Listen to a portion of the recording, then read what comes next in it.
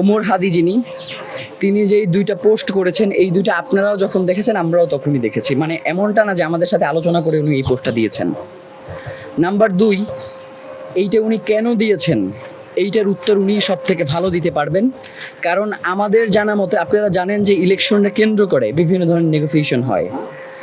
আমার জানা মতে বিএনপি এবং জামাত উভয় দলই শহীদ ওসমান হাদির সাথে বিভিন্ন পর্যায়ে নেগোসিয়েশন করেছে।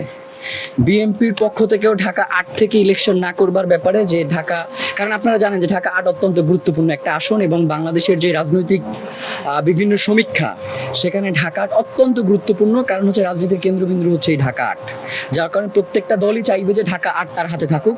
সেই জায়গা থেকে বিএনপি এবং জামাত প্রত্যেকেই তার সাথে নেগোসিয়েশন করেছে এবং তারা বলেছে যে আপনি যদি অন্য কোনো আসন থেকে ইলেকশন করতে চান সেক্ষেত্রে আমরা আপনাকে সহায়তা করবো। এটা বিএনপি এবং জামাত দুই দল। তো এর বাইরে আমার কাছে অন্য কোনো তথ্য নাই এবং ইনকিলাব মঞ্চের কাছেও এই ব্যাপারে আর কোনো তথ্য নাই। এই ব্যাপারে তারাই সুস্পষ্ট বক্তব্য দিতে পারবেন যে সে কেন এই কথাগুলো বলেছে। দুইটা কথা বলেছেন, আপনাকে তো আমি দুইটা কথাই বললাম। নেগোসিয়েশন একটা ব্যাপার, আমি এইটা সম্পর্কেই জানি, কিন্তু এর বাইরে আমার কাছে কোনো তথ্য নাই। আর উনি দুইটা ওখানে উল্লেখ করেছেন, একটা হচ্ছে কয়েকজন উপদেষ্টার কথা বলেছেন এবং বিএনপির কয়েকজন মন্ত্রীর কথা বলেছেন, আর সেকেন্ড পোস্টে উনি জামাতের আমিরের পিএসের কথা বলেছেন। তো যার কারণে উনি কেন এই কথাগুলো বলেছেন এইটা একান্তই ওনার বিষয়। আমাদের ইনকিলাব মঞ্চের জায়গা থেকে আমাদের যেই জায়গাগুলো নিয়ে প্রশ্ন ছিল, এইগুলো আমরা বাংলাদেশের যেই তদন্ত সংস্থাগুলো রয়েছে, প্রথমে আমরা হচ্ছে ডিবিকে জানিয়েছি। ডিবি যখন এটা তদন্ত করেছে, এর পরবর্তী সময় এখন সিইডি তদন্ত করছে। আমরা সিইডির কাছে তদন্তের স্বার্থে যে সকল তথ্যগুলো সরবরাহ করা দরকার আমরা সবগুলো তথ্য সরবরাহ করেছি। এখন তারা তদন্ত করে দেখবে যে এই বিষয়গুলোর সত্যতা কতটুকু বা মিথ্যে কতটুকু। কিন্তু আমাদের কাছে এখন পর্যন্ত এগুলোর কোনো সুস্পষ্ট বার্তা অন্তত আমাদের কাছে আসে নাই। তার কাছে আসলে সেটা তিনিই ক্লিয়ার করবেন।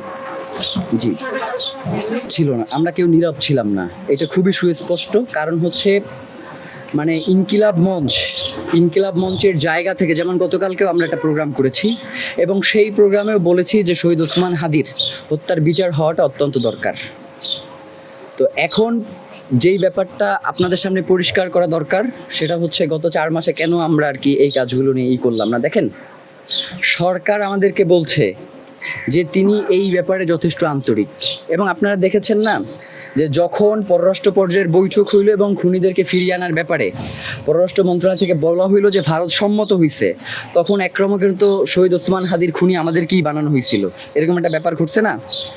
এবং আমরা কেন পোস্ট দিতে দেরি করলাম এইটা নিয়েও আমাদেরকে বিভিন্নভাবে করা হয়েছে। আপনারা জানেন যেই দিনে এই ঘটনা ঘটছে ওই দিন আমরা রাজু ভাস্কর্যে শহীদ ওসমান হাদির এই ব্যাপারটা নিয়ে আমরা একটা আন্দোলনের ভিতরে ছিলাম। তো সরকারের পক্ষ থেকে আমাদেরকে সুস্পষ্টভাবে জানিয়েছে যে সরকার এই ব্যাপারে যথেষ্ট আন্তরিক এবং তারা খুনিদেরকে ফিরিয়ে আনার ব্যাপারে তারা সর্বোচ্চ চেষ্টা করছে, তারা কিছুটা সময় চায়। তো এখন আমাদের কাছে যদি সরকার এই ধরনের বার্তা পৌঁছায়, সেই ক্ষেত্রেও আমাদের আর এর বাইরে আর করণীয় কী আছে? আমরা সরকারকে এই ব্যাপারে সময় দিয়েছিলাম, কিন্তু সরকার যে পররাষ্ট্র মন্ত্রণালয়ের কথা বলছে বা পররাষ্ট্র পর্যায়ের বৈঠকের কথা বলছে, আমরা দেখছি যে ভারতের সেই পররাষ্ট্র পর্যায় থেকেই এই খুনের সাথে প্রত্যক্ষ জড়িত থাকার সংবাদ আমরা গতকালকে পেয়েছি। যার কারণে আজকে আমরা এখানে ধরেন একরকমের সরকারকেও মনে করছি যে রাষ্ট্রের কুশীলবরাও এর সাথে জড়িত থাকতে পারে, সেই জায়গা থেকেই আমাদের এইখানে আসা, এর বাইরে অন্য কোনো কারণ নাই। মানে আমরা প্রত্যেকটা ইস্যুতে শহীদ ওসমান হাদির এই হত্যার বিচার নিয়ে কথা বলিনি এমন কোনো নাই, এবং গত 4 মাসে অন্তত আমরা 30-এর অধিক প্রোগ্রাম করেছি এবং প্রত্যেকটা প্রোগ্রামে শহীদ ওসমান হাদির এই হত্যার ব্যাপারে আমরা জোরালো আলাপ করেছি।